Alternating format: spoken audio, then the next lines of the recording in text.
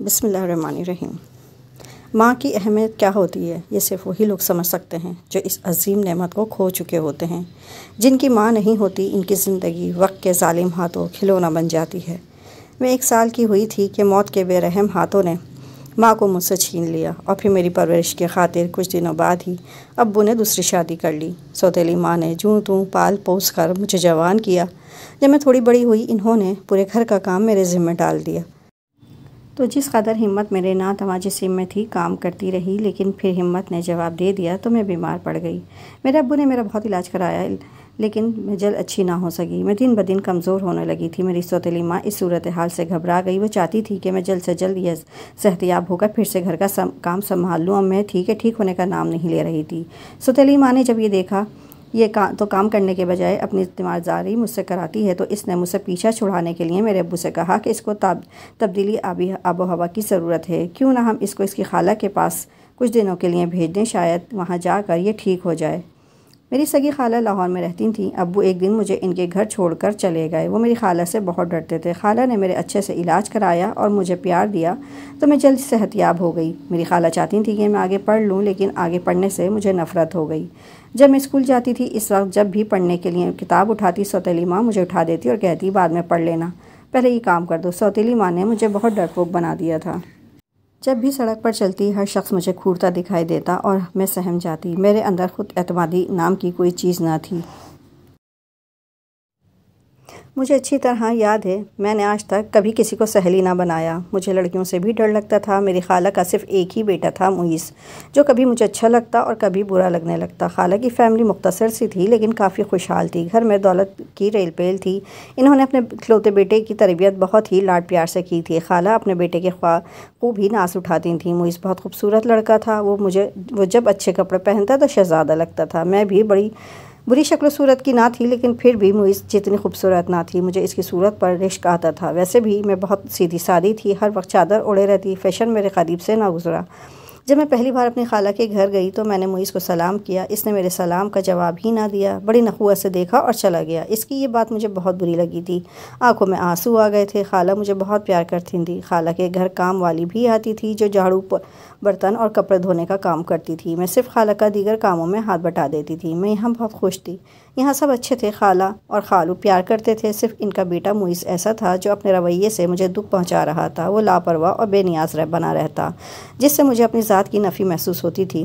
پھر رفتہ رفتہ میں نے یہ محسوس کیا کہ معیز کی لا تعلقی کم ہوتی جا رہی ہے۔ شاید اب اس کو احساس ہو گیا تھا کہ میں بھی ایک فرد ہوں جو اس کے گھر میں رہتی ہوں۔ وہ مجھ سے کبھی کبھی بات کرنے لگا، لیکن صرف کام کی حد تک۔ مثلاً سویرا ذرا مجھے پانی لا دو، کبھی کہتا چائے بنا دو۔ ایک دن کہنے لگا سویرا مجھے بہت جلدی ہے، ذرا میرے جوتے پالش کر دو۔ میں اس سے ڈرتی تھی، اس کا مجھ پر بہت رعب تھا۔ حالانکہ وہ کچھ کہتا نہیں تھا، لیکن جب کہتا تھا تحکمانہ انداز میں۔ شاید اس کا بات کرنے کا انداز ہی ایسا تھا۔ میں نے جلدی جلدی اس کے جوتے پالش کرنے لگی۔ ایک روز جب میں سر جھکائے تیز تیز جوتے پالش کرنے لگی تھی، مجھے لگا کوئی مجھے دیکھ رہا ہے۔ سر اوپر اٹھایا تو دیکھا وہ مجھے گھور رہا تھا۔ میں گھبرا گئی تو وہ ہنس پڑا، کہنے لگا پالش تمہارے چہرے پر لگی ہے۔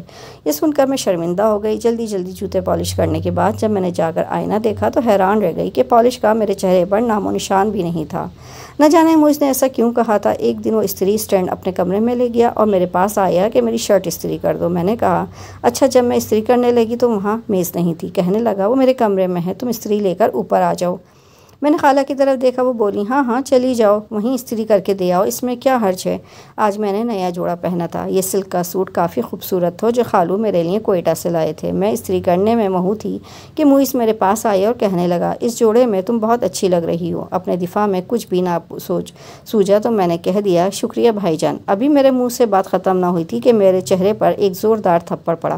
میں اس اچانک حملے کے لیے تیار نہ تھی۔ میری چیخ نکل گئی، آنکھوں سے آنسو بہہ نکلے۔ لگتا تھا اس نے پوری قوت سے مجھے تھپڑ رسید کیا تھا۔ میں روتی ہوئی اس کے کمرے سے جانے لگی تو وہ کہنے لگا میری ایک بات سنتی جاؤ، مجھے تم آئندہ کبھی بھائی نہ کہنا اور اب یہاں سے دفع ہو جاؤ۔ میں روتے روتے اپنے کمرے میں آئی اور باتھ روم میں گھس گئی اور پانی کھول دیا تاکہ اس کے شور میں رو سکوں۔ خوب جی بھر کے رونے کے بعد اپنا چہرہ دیکھا تو میرے چہرے پر اس کی انگلیوں کے نشان پڑ گئے تھے۔ اس روز میں خالہ کے سامنے نہ گئی، اپنے کمرے میں ہی منہ لپیٹ کر سو گئی۔ شام کو مجھے معیز نے آواز دی سویرا ذرا ایک کپ چائے بنا دو۔ بادل نخواستہ مجھے اٹھنا پڑا۔ میں نے چائے بنائی تو وہ کچن میں خود ہی آ گیا اور کہنے لگا پلیز معاف کر دو، لیکن آئندہ کبھی مجھے بھائی مت کہنا۔ اب ہر وقت مجھے منہ سے خوف آنے لگا تھا، میں اس کے سائے سے ڈرنے لگ گئی۔ دن رات کڑنے لگی، کافی کمزور ہو گئی۔ دل چاہتا تھا کبھی آئینہ نہ دیکھوں بلکہ اپنا چہرہ ہی بگاڑ لوں جس پر منہ کا تھپڑ پڑا تھا۔ خدا جانے میرے ساتھ ایسا کیا مسئلہ تھا اب جب وہ مجھے برا لگتا تھا، لیکن میں اس کی کسی بات سے انکار بھی نہ کر سکتی تھی۔ وہ جو کہتا مان لیتی اور ویسے ہی اس کا ہر کام کرتی جیسے پہلے کر دیا کرتی تھی۔ لیکن اب میں بہت پریشان رہنے لگی تھی، اس کے سامنے جانے سے کتراتی۔ وہ خود ہی میرے سامنے آ جاتا۔ ایک روز وہ اپنے دوستوں کے ساتھ پکنک پر جا رہا تھا۔ خالہ نے مجھے آواز دی، سویرا تم جا کر ذرا معیز کی تیاری کرا دو۔ میں اس کے کمرے میں گئی، وہ بیگ میں اپنے کپڑے رکھ رہا تھا۔ میں نے تیاری میں اس کی مدد کی تو وہ مجھ سے کہنے لگا، کاش میرے بس میں ہوتا، میں ضرور تم کو ساتھ لے جاتا۔ میں حیرت سے اس کی بات سن رہی تھی کہ مجھ پر حکم چلانے والا آج مجھے کیا کہہ رہا ہے۔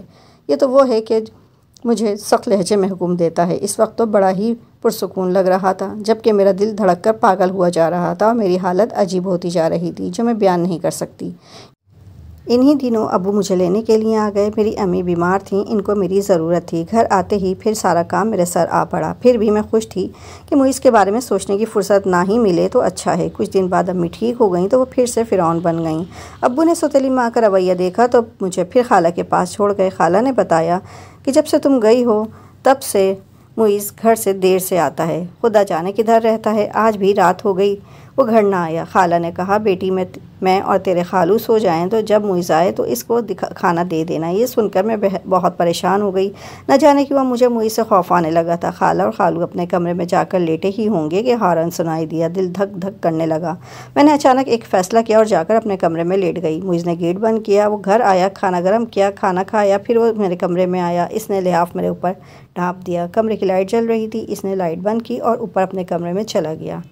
ان باتوں سے پہلی بار مجھے احساس ہوا کہ اس کے دل میں رحم ہے، میرے لیے کوئی جگہ ہے اور وہ مجھے بھی انسان سمجھتا ہے۔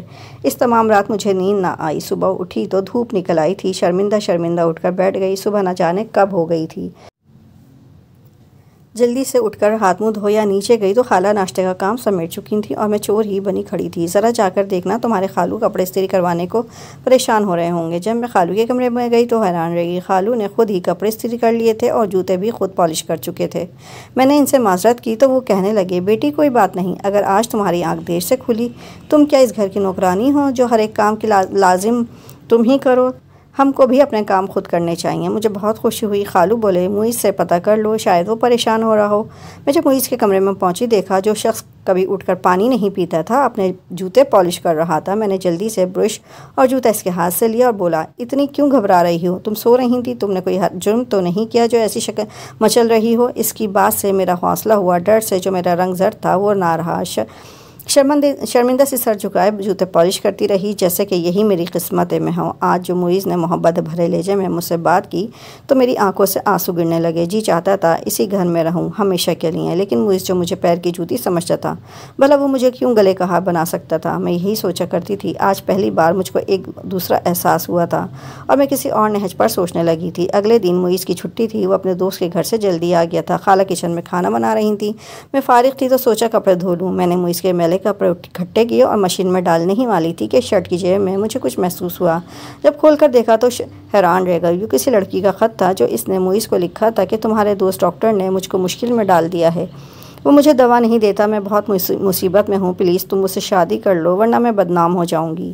یہ پڑھتے ہی میری حالت عجیب ہو گئی۔ خط واپس جیب میں ڈال دیا اور آ کر لیٹ گئی۔ سوچنے لگی کہ کیا معاملہ ہے، کیا وہ معیز کی دوست ہے، کیا معیز اس لڑکی سے شادی کرے گا اور کیا یہ اتنا برا ہے اور نہ جانے اس نے کتنی لڑکیوں کو برباد کیا ہوگا۔ سمجھ میں نہیں آ رہا تھا کہ اس خط کو پڑھنے کے بعد میری کیوں ایسی حالت ہو گئی کہ میری آنکھوں سے آنسو بہنے لگے جو تھمنے کا نام نہیں لیتے تھے۔ میں نے سوچ لیا تھا کہ اب اس گھر کی بہو ہونے کے خواب نہیں دیکھوں گی۔ آج کل کے لڑکے برباد کسی کو کرتے ہیں اور شادی کسی اور سے کرتے ہیں۔ جہاں تک ہو سکا میں معیز سے دور رہوں گی اور اپنی حفاظت کروں گی۔ لیٹے لیٹے دفتن مجھے خیال آیا کہ اگر یہ خط خالہ نے نکال لیا تو معیز کے لیے اچھا نہ ہوگا، نہ صرف اس کا راز فاش ہوگا بلکہ وہ خالہ کی نظروں سے بھی گر جائے گا۔ یہی سوچ کر میں اٹھی اور وہ خط معیز کی میلی شرٹ کی جیب سے نکال کر اپنے پاس رکھ لیا۔ جب خالہ میرے کمرے میں آئیں تو مجھے لیٹے دیکھ کر وہ سمجھیں گے میری طبیعت ٹھیک نہیں، کیونکہ میں بلا وجہ نہیں لیٹتی تھی، لہٰذا خود جا کر کپڑے دھونے لگیں کہ معیز آ گیا۔ شاید اس کو خط یاد آ گیا تھا۔ اس نے جلدی جلدی اپنے میلے کپڑے دیکھے، خط اس کو نہ ملا۔ اپنی امی سے پوچھنے کی اس میں جرأت نہ تھی، مگر وہ سمجھ گیا کہ خط امی کے ہاتھ نہیں لگا، کیونکہ خالہ کے چہرے پر کسی قسم کے تاثرات نہ تھے۔ تبھی وہ میرے کمرے میں آیا۔ اس نے مجھے آواز دی، سنو، کیا تم جاگ رہی ہو؟ اس کی آواز سن کر میں اٹھ بیٹھی۔ میں سمجھ گئی کہ وہ کیوں آیا ہے، کیونکہ عام حالت میں وہ میرے کمرے میں نہیں آتا تھا۔ کیا تم نے میرے کمرے سے میلے کپڑے اٹھائے ہیں؟ ان میں ابھی اس نے فقرہ مکمل بھی نہیں کیا تھا کہ میں نے دراز کھولی اور خط اس کو دے دیا۔ خط کو اس نے مٹھی میں لے لیا، لیکن اس کے چہرے کا رنگ پھیکا پڑ گیا تھا۔ کیا تم نے اس خط کو پڑھا تھا؟ جی، میں نے سر اس بات میں ہلا دیا۔ لمحہ بھر تک وہ مجھے گھورتا رہا۔ میں نے سر جھکا لیا۔ میری آنکھیں فرش کو گھور رہی تھیں، جیسے وہ نہیں میں مجرم تھی۔ اچانک میری سسکی نکل گئی، پٹ پٹ آنسو فرش پر گرنے لگے۔ وہ حیرت سے کھڑا تھا۔ تم کیوں رو رہی ہو؟ کیا کیا ہے تم نے؟ وہ پوچھ رہا تھا۔ تم نے کسی کی زندگی برباد کی۔ آپ کو رحم نہیں آتا، دکھ نہیں ہوتا آپ کو کسی کو دکھ دے کر؟ خدا جانے مجھ میں ایسی طاقت کہاں سے آ گئی تھی جو میں بولتی جا رہی تھی۔ حیرت تھی کہ موئز جو اس قدر تنگ مزاج اور مغرور لڑکا تھا، اس وقت میری باتوں کو خاموشی سے سن رہا تھا۔ جب میں بول چکی تو اس نے کہا، تم کو کسی لڑکی سے اتنی ہمدردی کیوں ہے؟ تم نہیں جانتی وہ اچھی لڑکی نہیں ہے، ورنہ میں ضرور اس سے شادی کر لیتا۔ بہرحال تم اس معاملے کو دبا دو اور کسی سے بھی اس بات کا ذکر مت کرنا، سمجھی؟ یہ کہہ کر وہ میرے کمرے سے نکل گیا۔ اس کے بعد 2 دن تک میرے سامنے نہ آیا۔ انہی دنوں ابو آ گئے۔ وہ خالہ سے میرے لیے کوئی فیصلہ کن بات کرنے آئے تھے۔ انہوں نے کہا، بہن تم تو جانتی ہو کہ سوتیلی ماں اس کو اپنے گھر میں برداشت نہیں کر سکتی۔ میری زندگی کا کچھ بھروسہ نہیں۔ میں دل کا مریض ہوں، تم اس بارے میں سوچو۔ اس کی شادی کرنی ہے۔ خالہ ان کا مطلب سمجھ گئی، بولی، میں تو دل سے چاہتی ہوں اپنی مرحوم بہن کی نشانی کو ہمیشہ گلے سے لگا کر رکھوں، لیکن موئز سے 2-4 بار اس مسئلے پر میں نے اس سے بات کرنے کی کوشش کی، وہ ہر دفعہ ٹال مٹول کر جاتا ہے۔ تم کچھ دن ٹھہرو، میں اس سے پھر بات کر کے دیکھتی ہوں، اللہ کرے وہ مان جائے تو پھر اس بچی کو باہر بہانے کی ضرورت نہیں رہے گی۔ موئز اس کے بعد کافی بدل گیا۔ ہر وقت گھر میں رہتا، لیکن میرا سامنا نہ کرتا۔ جب میں کھانا لے کر کمرے میں جاتی وہ باہر نکل جاتا، جب میں باہر آتی تو وہ اندر چلا جاتا۔ مجھ کو بار بار خیال آتا، کاش موئز پہلے ہی ایسا رہتا۔ ابو بیمار ہو گئے تو مجھے خالہ کے گھر سے بلوا لیا۔ خالو مجھے گھر چھوڑ گئے۔ امی نے جاتے ہی مجھے بہت باتیں سنائیں۔ باتوں باتوں میں کلیجہ چھلنی کرنے لگیں کہ کم وقت بدھو کہیں کی، موئز کو اپنی طرف مائل نہ کر سکی۔ کیا مٹی کا مادو ہے تو؟ تجھ کو تیری خالہ کے پاس اس لیے بھیجا تھا کہ اس کا بیٹا تجھ کو پسند کر لے گا۔ وہ دولت مند لوگ ہیں، ذرا تجھ میں کوئی بات ہوتی تو آج عیش کرتی۔ ہم تو تیری شادی نہیں کر سکتے، اتنے روپے کہاں میرے پاس۔ میں آنسو بہاتی کہ کہیں ابو نہ سن لیں، وہ بیمار ہیں، ان کو اور بھی صدمہ ہوگا۔ انہیں کیا بتاتی کہ مجھے مجھ سے شادی نہیں کرنی۔ اس کو جس چیز کی ضرورت تھی وہ اس کو مل گئی تھی۔ مجھ سے شادی کر کے اس کو کیا ملے گا؟ ابو کی بیماری جان لیوا ثابت ہوئی۔ میری بدقسمتی کہ وہ چل بسے، میرا یہ سہارا بھی ٹوٹ گیا۔ ابو کی وفات پر میں اتنا روئی کہ آسمان بھی رویا ہوگا۔ ابو کے چلے جانے کے بعد میں 4 ماہ تک سوتیلی ماں کے گھر رہی، سوتیلی بہن بھائیوں اور ماں کی خدمت کرتی رہی۔ سوتیلی ماں ان دنوں کافی غمزدہ رہتی تھیں۔ ایک دن خالہ اور خالو آئے، ماں سے کہا، ہم زبیرہ کا رشتہ لینے آئے ہیں۔ وہ خوش ہو گئیں۔ وہ جیسی بھی نہیں، لیکن دل سے چاہتی تھیں کہ میں اپنے گھر کی ہو جاؤں اور خالہ کی بہو بنوں۔ شاید انہوں نے موئز کو منا لیا تھا اور اب وہ میری شادی اس سے کر رہے تھے۔ جس دن شادی تھی میں صبح سے بہت رو رہی تھی۔ آج سگی ماں کے ساتھ ساتھ ابو بھی یاد آ رہے تھے۔ وہ ہوتے تو میری سر پر ہاتھ رکھ کر مجھے رخصت کرتے۔ ہماری شادی سادگی سے ہوئی، کوئی زیادہ اہتمام نہ ہوا، باراتی بھی کم تھے۔ یہ موئز کی مرضی تھی کہ شادی دھوم دھام سے نہ ہو، لیکن بری بہت اچھی تھی، اتنی قیمتی اور خوبصورت کہ محلے کی عورتوں نے دیکھی تو ان کی آنکھیں کھلی کی کھلی رہ گئیں۔ جب مجھے دلہن بنا کر آئینہ دکھایا تو میں حیران رہ گئی۔ آج پتہ چلا کہ میں تو موئز سے بھی زیادہ خوبصورت تھی۔ میرا کمرہ خوب سجا ہوا تھا۔ یہ وہی کمرہ تھا جس میں نوکرانیوں کی طرح صفائی اور جھاڑو کیا کرتی تھی، اور اس کمرے میں ڈرتے ڈرتے قدم رکھتی تھی۔ اچانک مجھے خط والی بات یاد آ گئی تو میں رونے لگی۔ تبھی دولہا نے کمرے میں قدم رکھا، میرا گھونگھٹ اٹھانے سے پہلے ہیرے کی انگوٹھی انگلی میں پہنائی اور کہنے لگے، تم میری جیون ساتھی ہی نہیں، میری رازدار بھی ہو، غمگسار بھی بن کے رہنا۔ انہوں نے میرے آنسو پوچھے اور کہا، کئی لڑکیاں دیکھی مگر کسی میں وہ بات نہیں جو تم میں ہے۔